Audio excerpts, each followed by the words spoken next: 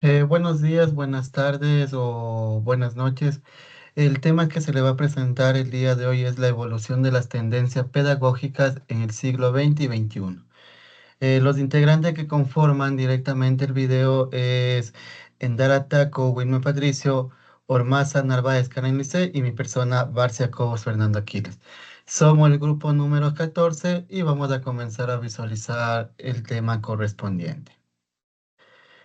Les voy a hablar sobre lo que es la pedagogía tradicional, que básicamente nace en el siglo XVII y se llega a consolidar en el siglo XIX. Se trata básicamente de un enfoque educativo donde aquí llega la transmisión de manera directa del docente o maestro hacia el estudiante.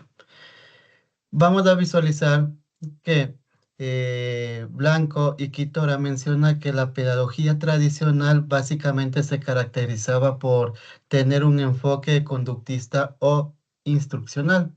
Ahora, ¿qué es un enfoque conductista? El enfoque conductista básicamente se refiere a la adquisición de hechos, destrezas, conceptos que llegan a ocurrir mediante la repetición, exposición y la práctica guiada mediante el docente.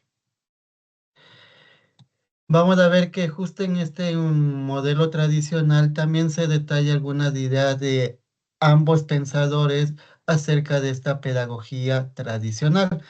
Por ejemplo, tenemos a Juan Ambos Comenio que menciona lo siguiente. Él propuso un sistema educativo universal donde abarca todos los aspectos del conocimiento humano y a su vez defendía que este sistema debía de abarcar todo en las áreas del saber humano, por ejemplo, las ciencias naturales, las matemáticas, la parte moral y la parte religiosa, es decir, la religión. El otro pensador que nosotros también podemos visualizar en esta parte de esta pedagogía tradicional es Wolfgang Reich. Él nos menciona directamente que el método de enseñanza que él mencionaba iba a ser de manera racional y sistemática, que permitiera de esta manera. Educación mediante juegos. Algunos de sus promotores o pensadores son Jack McGonigal, Karl Karp, James Panui y Kurt Fry, Lee Sheldon. Algunos de ellos son diseñadores de juegos educativos y escritores de la gamificación. Desarrollaron el aprendizaje activo y pensamiento crítico. Permitieron la introducción de elementos de juego en el aula. Determinaron la eficacia hacia los desafíos del mundo real. Fomentaron la motivación y el compromiso. Implementaron sistemas de puntos, de niveles y recompensas.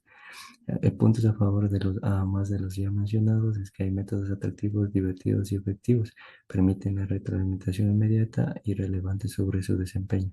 Mejora el aprendizaje y retención de conocimientos. Puntos en contra es que los estudiantes se centran más en obtener recompensas o puntos que aprender del contenido o de la tarea en sí misma. La educación virtual o educación tecnológica.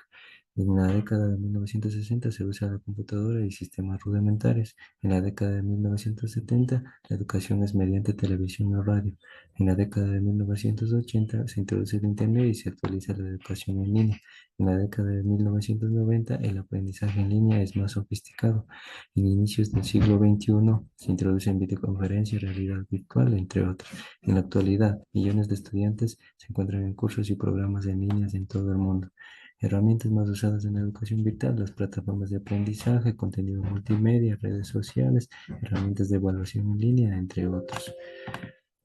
Las ventajas, flexibilidad de horario y ubicación, amplia disponibilidad de recursos, reducción de costos. Desventajas, falta de interacción presencial, dificultades en la evaluación del aprendizaje, desigualdad en el acceso.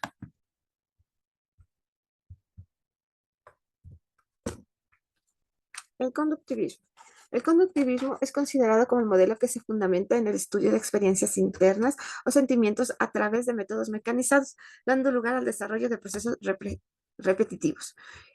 Sus principales exponentes son John Watson, que fue un psicólogo estadounidense, quien aseguraba que la psicología debía enfocarse en el estudio del comportamiento.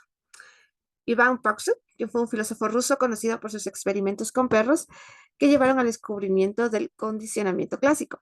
Y Skinner, un psicólogo estadounidense que desarrolló el concepto de condicionamiento operante, que enfatiza la relación entre el comportamiento voluntario